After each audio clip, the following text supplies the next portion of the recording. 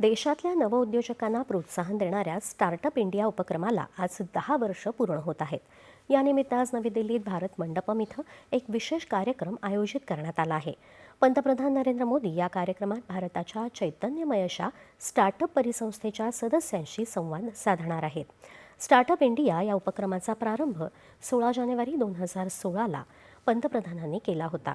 उद्योग क्षेत्रात नवोन्मेषाला चालना देणं आणि उद्योजकतेला तसंच गुंतवणुकीवर आधारित विकासाला प्रोत्साहन देणं, रोजगार मागणाऱ्यांच्याऐवजी रोजगार निर्माण करणाऱ्यांचं प्रमाण अर्थव्यवस्थेत उंचावणं हे याचं उद्दिष्ट आहे.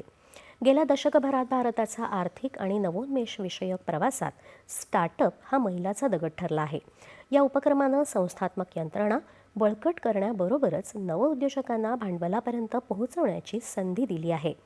विभिन्न प्रदेशांमध्ये स्टार्टअप उद्योग उभे राहायला आणि विकसित व्हायला या उपक्रमामुळे गेल्या 10 वर्षात अनुकूल वातावरण मिळालं आहे. त्यामुळे देशातल्या स्टार्टअपची संख्या 2 लाखांपुढे गेली आहे. आजच्या राष्ट्रीय स्टार्टअप दिनानिमित्त पंतप्रधान नरेंद्र मोदी यांनी या उद्योगांशी संबंधित सर्वांना शुभेच्छा दिल्या आहेत. स्टार्टअप इंडिया उपक्रमाच्या दशकपूर्तीचा आजचा दिवस विशेष आहे. भारतवासियांच्या विशेषतः तरुणांच्या उद्योजकतेशी तसंच नवोन्मेषाची उर्मी आणि धाडस यांचं कौतुक करण्याचा आजचा दिवस आहे.